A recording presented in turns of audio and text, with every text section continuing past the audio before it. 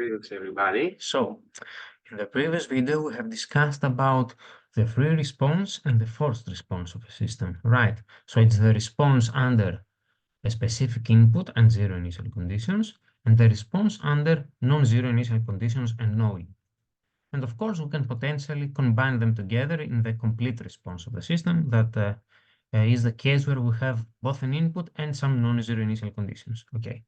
So, right now, where we have talked about the forced response of a system, it's the time to talk about one of the most important and fundamental topics and notions in automatic control systems. Okay, and this notion is that of the transfer function. Initially, in a previous video, I told you that when describing dynamical systems, we have three equivalent description types. We have differential equations, we have state space systems, we are going to discuss about them later, and then we have the transfer function. Okay, so what is a transfer function? The transfer function, okay, we usually denote it by g of s, is the fraction of the Laplace transform of the output over the Laplace transform of the input. Okay, and by you, I don't specifically mean step input, right? I mean any possible input. Okay, and this is computed from the differential equation for zero initial conditions. All right, so what does this provide us? It provides us with information about how the relationship between the input and the output is in the differential equation. Okay, and this description, note this, is actually an equivalent description of the set of differential equations, right?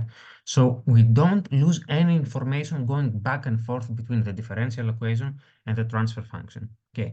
Unless in some very, very specific situations where we may have an exception to that rule, okay? So how do we compute the transfer function? Actually, it is extremely easy to compute the transfer function. So let's see an example right here. Let's say I have this differential equation. All right.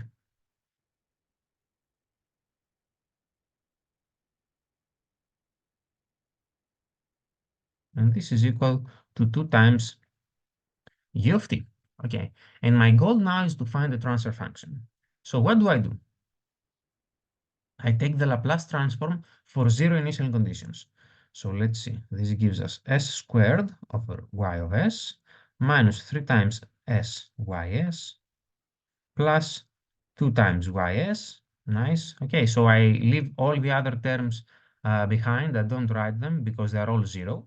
Okay, and this is equal to 2 times u of s. Note, I don't know what the input is, right? This is computed for any possible input. Okay, so then what do? Let's combine the factors here. So we have s squared minus 3 times s plus 2 over ys is equal to 2 times u of s. Nice. So now what we can do, we can cross the terms over from the left to the right to obtain this description, which is y of s, the output, over u of s, the input, which is equal to 2 times s squared minus 3s plus 2. Nice. So this is it. This is the transfer function of the system, right? And if you are actually careful, you will note that these terms right here actually result from the differential equation, because if you think about it, the term 2 right here is 2 times the input, right?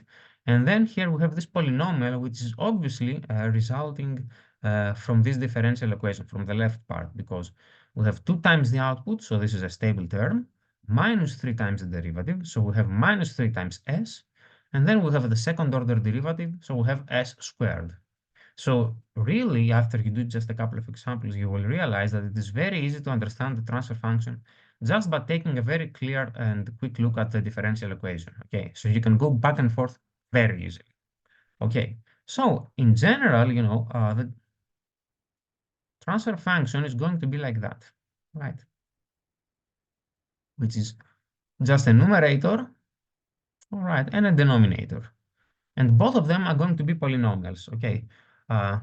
In general, we can have any possible order right here, okay? So some very important terms here. The zeros of the numerator, okay, let's say more properly, the roots of numbers of the numerator, okay, these are called the zeros of the transfer function, right? And the roots of the denominator are called the poles of the transfer function. Okay, and these poles here are extremely important, as we will see later, in studying the stability of the system. Okay, so very, very, very important. And we are going to discuss about the zeros and poles in a later video. Now, one more thing that I need to note, which is very important. As you see, the transfer function defines the relationship between input and output. And as I mentioned, this is for any possible input. So as you see right here, I have no information about what the input is. Right. Still, this is the transfer function of the system. I'm telling you because there are sometimes mistakes appearing. So for example, you don't even have to write that. Uh, Sometimes, let's say I have an exercise and we give this differential equation right here. And the question is, the input is the step function. What is the transfer function? Okay, so some people, some students mistakenly think that the fact that we have as an input the step function will change the transfer function. And we'll end up writing something like that, which is totally a mistake. Don't even write that down. Okay, they may end up writing something like, they leave the u here, but they also replace a u, which is 1 over s, and they write something like, okay, which is totally, totally, totally mistake, right? This is a very big mistake because they have kept the input term, but they have also replaced the input term by the step function. Okay, this is totally a very big mistake. Okay, so this is not the transfer function. Okay, this is the transfer function right here, and it is computed for any possible input, right? So we can do many, many, many examples. You will realize that it is really very easy to understand what is the transfer function of a system. So let's write another example right here.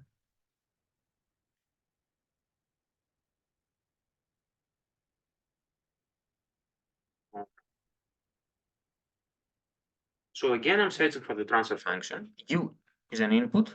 I don't know what the input is. Y is the output. So in order to compute the transfer function, I'm going to take the Laplace transform for zero initial conditions, right?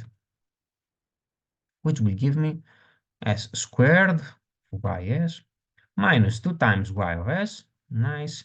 And here we have s u of s plus 3 times u of s. Nice. So let's factor all the common terms. See what happens. We have s squared minus 2 of ys. Okay, which is equal to s plus 3 of u of s. Nice. And then we need to obtain this fraction. Remember, output is on the top and input is on the bottom, which gives us, if we cross these terms right here, this will be s plus 3 over s squared minus 2. Right. So this is the transfer function. Okay.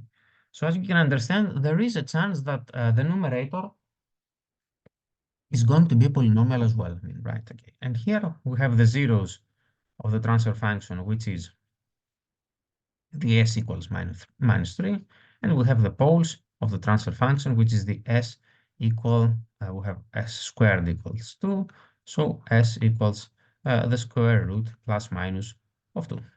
Right.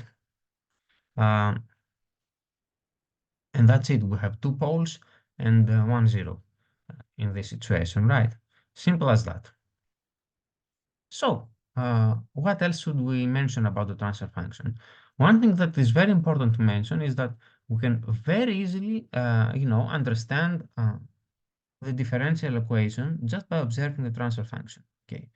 So again, let's say we are given a transfer function, okay, which is 3 over s squared plus 2s plus 2.